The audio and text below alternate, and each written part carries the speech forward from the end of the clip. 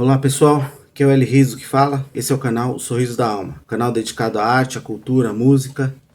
E esse quadro se chama Papo Cabeça. Nele a gente vai falar sempre nesse estilo cara a cara, falando sobre assuntos específicos, sempre dentro dos temas de arte, música e cultura, visando sempre agregar algo novo para a vida de vocês e para a minha também.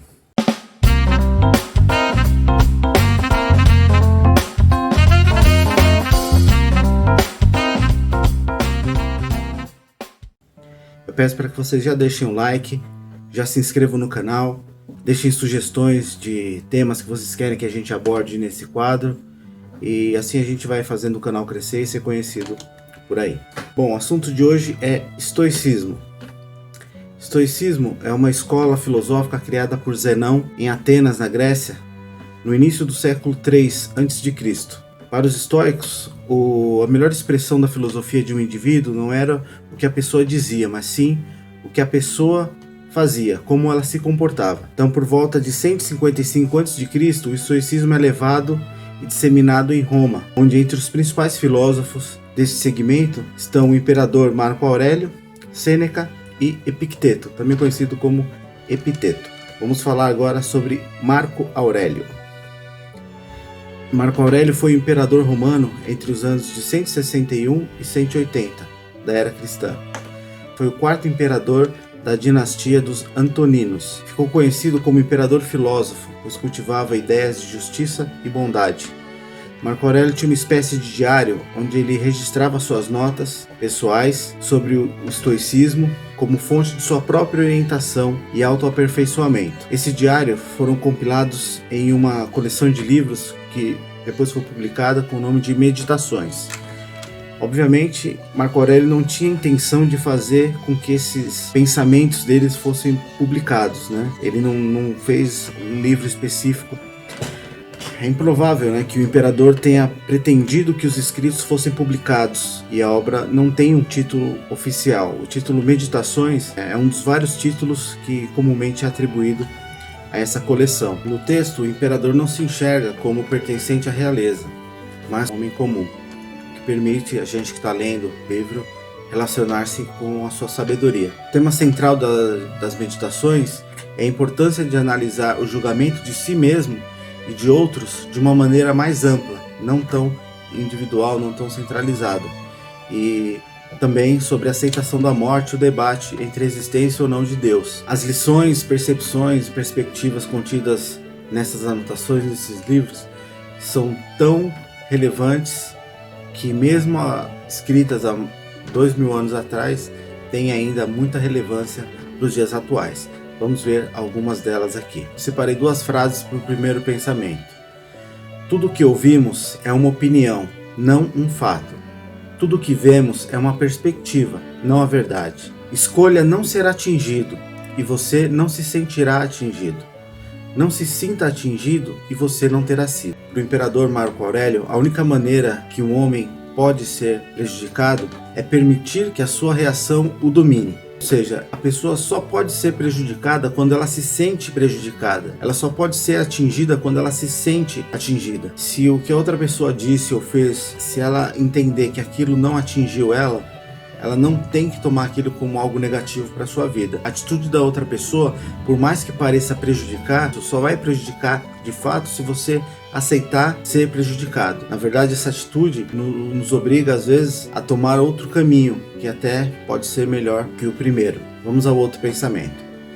Não fale mais sobre como o homem bom deve ser, mas seja um bom homem. Como falamos agora há pouco, os pensamentos de Marco Aurélio foram escritos há 2 milênios e são muito atuais, né? Esse pensamento, ele não está nem um pouco envelhecido nem desatualizado. Então a gente deve parar de dizer como um bom homem deve ser e ser de fato um homem bom, uma pessoa boa. Deixar de falar como que uma pessoa deve agir, como uma pessoa deve ser e ter essas atitudes. Fazer algo bom sempre. Quem de nós não precisa parar de devagar sobre o que é ser uma boa pessoa e de fato exercer a bondade de ser uma boa pessoa? Vamos ao terceiro pensamento de Marco Aurélio. Se não é certo, não o faça. Se não é verdade, não o diga. O que dizer desse pensamento? Ele fala por si só. Não fazer o que é errado e não mentir são coisas que todas as pessoas deveriam fazer. Mas infelizmente nós vivemos uma sociedade onde isso é quase que impraticável. Mas é um pensamento que nós devemos refletir e levar dentro das nossas vidas. Vamos ao próximo pensador desse vídeo. Sêneca. Lucius Anaeus Sêneca, conhecido como Sêneca o Jovem, ele nasceu em Córdoba, na Espanha, por volta do ano 4 a.C. e ainda criança foi enviado a Roma para estudar oratória e filosofia. Viveu até 65 d.C. e foi um filósofo, escritor e político romano. Mestre da retórica, que é a arte de argumentar, foi o principal representante do estoicismo durante o Império Romano. A obra de Sêneca trata da finitude da vida humana, abordando a educação, a amizade e a morte. Ele é defensor da importância do ócio real, um tempo separado especificamente para reflexão e descanso, sem se importar com nenhum outro problema ou distração. Todo esse ritmo de vida ocupado acaba atrapalhando a longevidade e a gente acaba nos tornando escravos de uma falsa liberdade. Segundo o pensador, não deveríamos ser econômicos na preservação de patrimônios, mas evitar o desperdício de tempo. Há também registros de cartas trocadas entre Sêneca e o apóstolo Paulo, porém a veracidade desses documentos ela é contestável, né? Não tem nenhum estudo, nada que comprove que realmente essas cartas foram trocadas entre os dois. Mas existe essa história também. Vamos agora a alguns pensamentos de Sêneca. O homem vive preocupado em viver muito, mas não em viver bem. Mas, na realidade, o viver muito não depende dele, mas o viver bem, sim. Para Sêneca, o principal problema para a qualidade de vida é a ocupação, ou o excesso de ocupação. O homem ocupado demais, ele não pode fazer nada direito, ele não consegue fazer nada direito. Ele não estuda porque está distraído, nem se aprofunda em nada porque não se abre para novas ideias. Logo, não existe vida curta, mas vida desperdiçada. O que ele diz também nesse pensamento é que o fim da vida não depende de nós. Nós estamos bem, com saúde, e de repente a gente tem algum problema e acaba morrendo. Então quer dizer, o viver muito não depende da gente, mas o que a gente vive, nós devemos viver de forma intensa, de forma completa, de forma prazerosa. Isso que o pensamento dele nos retrata, que nós devemos nos preocupar não em viver muito, mas o tempo que nós vivemos sempre intensamente e com felicidade. O próximo pensamento. Não gozam o ócio aqueles cujos prazeres trazem muitas preocupações. É o caso, por exemplo, de uma pessoa que tira férias com a família e passa a viagem inteira preocupada com as contas, com o trabalho, com o que deixou na casa, esse tipo de situação. Ele não tira um tempo de descanso completo, um tempo de descanso pleno. Ele sempre tem algo prendendo ele de forma desgastante, de forma preocupada, e isso acaba minando a saúde mental da pessoa. O próximo pensamento diz: o maior impedimento para viver é a expectativa, a qual tende para o amanhã e faz perder o momento presente. Algo muito semelhante com o pensamento anterior. Na verdade, a vida é repleta de fragilidades, e tentar controlar o tempo é o principal impedimento de viver. Conforme Sêneca, planeja-se o amanhã e perde-se o presente. Às vezes nós ficamos muito preocupados com o que vai acontecer lá na frente, com o que a gente precisa construir, e deixamos de viver o presente e estar gozando de uma forma plena da nossa família, dos nossos amigos e do nosso trabalho em si. Então nós nos preocupamos muito com a construção do amanhã e perdemos a vivência do hoje. Para Sêneca é preciso deixar de olhar o relógio e controlar melhor o tempo. Então, em vez de ficar focando no relógio, nas horas, é controlar melhor as coisas que estão ao nosso redor, ao nosso alcance. É isso que a gente precisa ter em mente. Vamos ao terceiro pensador, Epicteto, ou Epiteto. Ele nasceu por volta do ano 55 da era cristã, na Frígia, atual Turquia. Nasceu escravo e foi ainda muito jovem para Roma. Segundo alguns, ele teria ficado coxo devido aos maus tratos do seu dono. Porém, há quem diga também que ele já nasceu com essa deficiência. Já no princípio da idade adulta, quando o imperador Nero morreu, ele tornou-se um homem livre e começou a dedicar-se à filosofia, ainda em Roma, o que o levou a ser expulso de lá, junto com outros filósofos, pelo imperador Domiciano. Ele refugiou-se em Nilópolis, na Grécia, onde se tornou um professor em uma escola de filosofia que ele mesmo abreu, difundindo ideias fortemente influenciadas pelos primeiros filósofos estoicos. Epicteto, assim como Sócrates, não deixou qualquer obra escrita. Entre os seus discípulos e admiradores, Lúcio Flávio Arriano recolheu e organizou as notas e apontamentos das aulas do filósofo que deram origem às obras Discursos e Manual de Epicteto. Vamos agora aos pensamentos deste filósofo. É importante para um homem aprender o que ele pensa que já sabe. Humildade é a palavra-chave para esse pensamento. Muitos hoje em dia, principalmente com as redes sociais, acham que precisam opinar em todos os assuntos, mesmo sem ter um pleno conhecimento. E pior do que isso é achar que ele realmente sabe profundamente daquele assunto. Então, é impossível ele se abrir para algo novo, para um conhecimento novo, se ele acha que ele já tem esse conhecimento. Então realmente isso é algo muito nocivo para nós, algo que nós precisamos nos livrar, é ter a humildade de sempre estar pronto a aprender e entender coisas novas e ideias contrárias, principalmente ao que a gente tem como certo hoje. O segundo pensamento diz: você não é o seu corpo e estilo de cabelo, mas sua capacidade de escolher bem.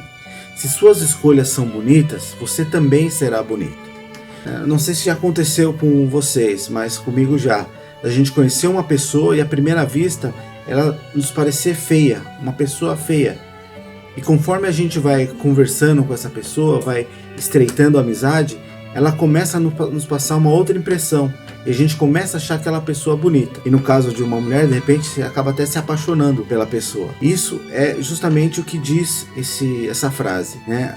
As pessoas não são o que elas aparentam ser, né? Mas sim o que ela tem por dentro. As escolhas que ela faz, os pensamentos que ela tem, né? E tudo mais. Novamente, com o advento das redes sociais, os influenciadores arrastam centenas e alguns milhares de seguidores, ensinando métodos estéticos para ser mais bonito e não se importando com o interior das pessoas. O que Epicteto diz nesse pensamento é justamente isso. Se a pessoa é bonita por dentro, isso acaba refletindo para fora. O tipo de conteúdo que você se alimenta vai definir o tipo de escolha que você faz e o tipo de pessoa que você vai ser. Então a gente tem que procurar se alimentar de coisas boas e bonitas para que isso comece a aflorar para nós, de dentro para fora. O último pensamento desse filósofo: algumas coisas estão sob nosso controle e outras não. As coisas em nosso controle são opinião, busca, desejo, aversão e, em uma palavra, quaisquer que sejam, nossas próprias ações. As coisas que não estão sob nosso controle são o corpo, propriedade, reputação, comando. E, em uma palavra quaisquer, que não sejam nossas próprias ações. Então, para o filósofo, o que ele quer nos passar disso daí? No lugar de nós gastarmos energias com aquilo que a gente não pode influenciar, com aquilo que não depende das nossas próprias ações, nós não devemos nos focar nisso. Nós devemos focar no nosso comportamento. Precisamos nos centrar em como podemos melhorar nossa rotina, desenvolver nossas habilidades naturais, criar hábitos saudáveis e não desperdiçar toda a nossa energia no que estão pensando de nós e no que estão falando de nós. Nós temos que focar naquilo que a gente controla. Um exemplo prático desse pensamento é: se você está preso no elevador, isso é algo que não depende de você, não tem nada que você possa fazer. Então você não tem que se preocupar com essa situação. Em contrapartida, todo dia você pode se dedicar à leitura, num período de 10 a 30 minutos, e isso vai te engrandecer. Então isso é algo que está sob o seu controle, está dentro do seu controle. É isso que o filósofo quer passar para nós. Nós devemos nos focar nas coisas que nós temos controle. Naquilo que nós não temos controle, nós não precisamos, nós não devemos nos preocupar. Isso é importantíssimo para o nosso bem-estar, para a nossa saúde física e emocional. Para finalizar, o estoicismo é uma vertente filosófica que defende, entre outras coisas, primeiro, nós devemos focar mais em nosso momento atual e nas pessoas próximas a nós. Segundo, que nós devemos melhorar o nosso interior para que o nosso exterior seja melhor. Terceiro, que não devemos desperdiçar tanto tempo com o que não depende das nossas ações. Caso você queira se aprofundar ainda mais nesse estilo de filosofia, de pensamento, na descrição do vídeo eu vou deixar o link de alguns desses livros dos três pensadores. Se você se interessar, clica no link e se divirta aí com a leitura. É isso aí, pessoal. Por hoje é só. Fé em Deus, bola pra frente, que ainda vem muito mais pra gente.